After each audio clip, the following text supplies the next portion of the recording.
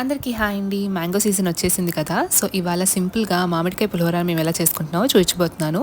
కొద్దిగా బాండీలో గానుగ పల్లి నూనె వేసుకొని పోపు దినుసులు అలాగే పల్లీలు వేసుకొని వేయించుకున్నాం అనమాట. ఇది వేగిన తర్వాతకి ఎండుమిరపకాయలు పచ్చిమిరపకాయలు వేసుకొని అలాగే కొద్దిగా కరివేపాకును వేసుకొని కొద్దిగా నువ్వులు కొద్దిగా పసుపు వేసుకొని వేయించుకుంటున్నాము. కొద్దిగా వేగిన తర్వాతకి ఇందులో కొద్దిగా ఇంగువ వేసుకొని మంచిగా కుక్ చేసుకోవాలన్నమాట.